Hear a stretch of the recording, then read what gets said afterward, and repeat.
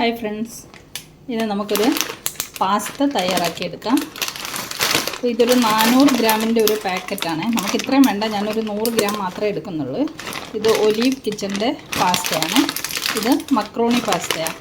Pasta തന്നെ കുറേ ടൈപ്പിൽ വരാറുണ്ട്, നീളമുള്ളതും അങ്ങനെ പല ഷേപ്പിലായിട്ടുള്ള പാസ്ത വരുന്നുണ്ട്. നമുക്കിപ്പോൾ ഇതുകൊണ്ട് തയ്യാറാക്കിയെടുക്കാം.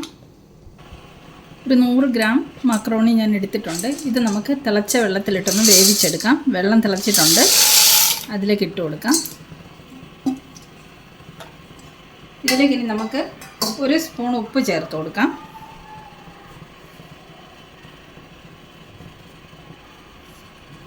കുറച്ച് ഓയിൽ ഒഴിച്ചു കൊടുക്കാം, സ്റ്റിക്കി ആവാതിരിക്കാൻ വേണ്ടിയിട്ടാണ്. ഇനി നമുക്കിതൊരു 8 മിനിറ്റ് വേവിച്ചെടുക്കണം. ഓരോ 2 മിനിറ്റ് കഴിയുമ്പോൾ ഒന്ന് ഇളക്കി കൊടുത്തോണ്ടിരിക്കണം.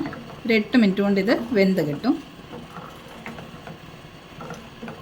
ഇപ്പോൾ തിളച്ചിട്ടുണ്ട്. നമുക്കിനി ലോ ഫ്ലെയിമിൽ വെച്ചിട്ട് 8 മിനിറ്റ് ഇത് വേവിച്ചെടുക്കാം.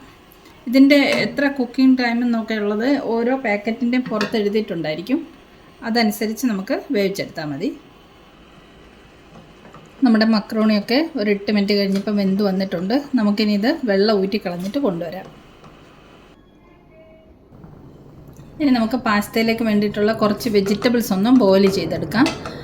ഞാനിവിടെ കുറച്ച് ബീൻസ്, കുറച്ച് ക്യാരറ്റ്, ബ്രോക്കോളി, ഇത് 3 കൂടെ എടുത്തിരിക്കുന്നത്. ഇതാ പാസ്ത വെന്ത വെള്ളത്തിൽ തന്നെയാണ് ഞാൻ വെജിറ്റബിളും കൂടെ ബോയിൽ ചെയ്തെടുക്കുന്നത്. നമുക്കിതിലേക്ക് കുറച്ച് ഉപ്പ് ചേർത്ത് കൊടുക്കാം. വെജിറ്റബിൾസിന് ആവശ്യത്തിനുള്ള ഉപ്പും കൂടെ ചേർത്ത് കൊടുക്കാം. ഇതൊന്ന് ബോയിൽ ചെയ്തെടുക്കാം. ഒരുപാട് വെന്ത് പോകണ്ട, ജസ്റ്റ് ഒന്ന് ബോയിലായാൽ മതി.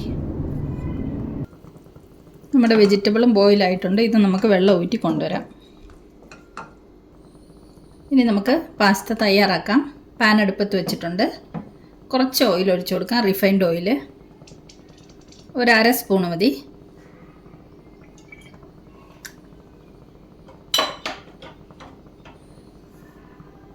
കുറച്ച് ബട്ടറും കൂടെ എണ്ണയിലേക്ക് ചേർത്ത് കൊടുക്കാം. ഒരു 2 ക്യൂബ് ബട്ടറാണ്.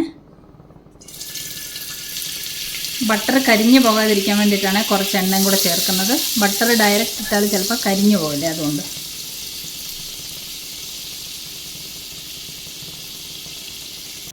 ബട്ടർ ചൂടായിട്ടുണ്ട്. ഇതിലേക്ക് നമുക്കൊരു 1/2 സ്പൂൺ ചില്ലി ഫ്ലേക്സ് ചേർത്ത് കൊടുക്കാം. അതിൻ്റെ കൂടെ തന്നെ ഒരു 3 അല്ലി വെളുത്തുള്ളി ചെറുതായിട്ട് അരിഞ്ഞു വെച്ചിട്ടുണ്ട്, അതും കൂടെ ചേർത്ത് കൊടുക്കാം. ഇതൊരു 1/2 മിനിറ്റ് വെന്താൽ മതി.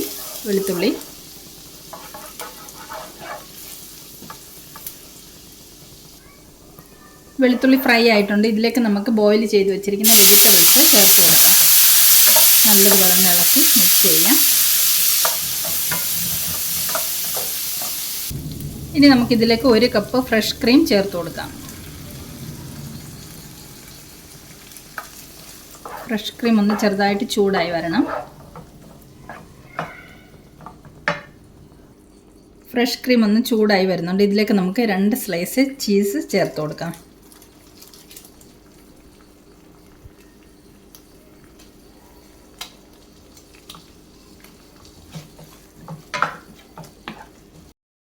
ഇനി നമുക്കിതിലേക്ക് വേവിച്ച് വെച്ചിരിക്കുന്ന മക്രോണി ചേർത്ത് കൊടുക്കാം.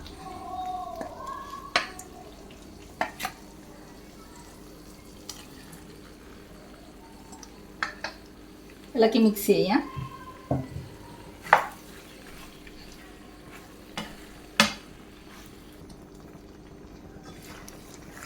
കുറച്ച് ഉപ്പ് കുറവാണ്, കുറച്ചും കൂടെ നമുക്ക് ഉപ്പ് ചേർത്ത് കൊടുക്കാം. ഇതിൽ വെജിറ്റബിൾസിൻ്റെ കൂടെ നമുക്ക് മഷ്റൂം ഒക്കെ ചേർത്തിട്ടും തയ്യാറാക്കാം കേട്ടോ. കുറച്ച് ഉപ്പും കൂടെ ചേർത്ത് കൊടുത്തിട്ടുണ്ട്.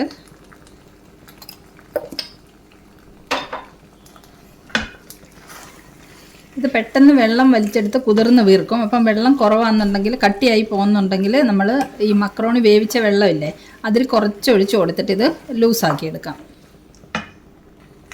നമുക്കൊരു കുറച്ച് വെള്ളം കൂടെ ഒഴിച്ച് കൊടുക്കാം.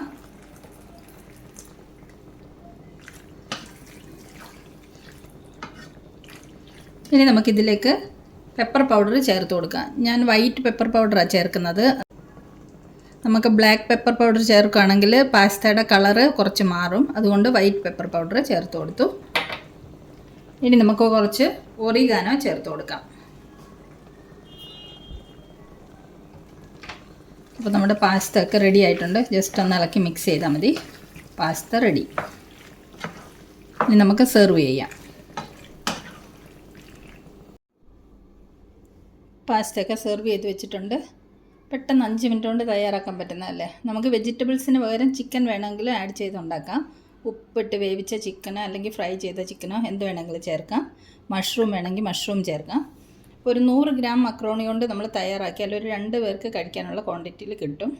അപ്പോൾ ഈ റെസിപ്പി ഇഷ്ടമായെങ്കിൽ തയ്യാറാക്കി നോക്കണം. മറ്റൊരു വീഡിയോയുമായി നമുക്ക് ബിയാനി കിച്ചണിൽ വീണ്ടും കാണാം. Thanks for watching the video. By.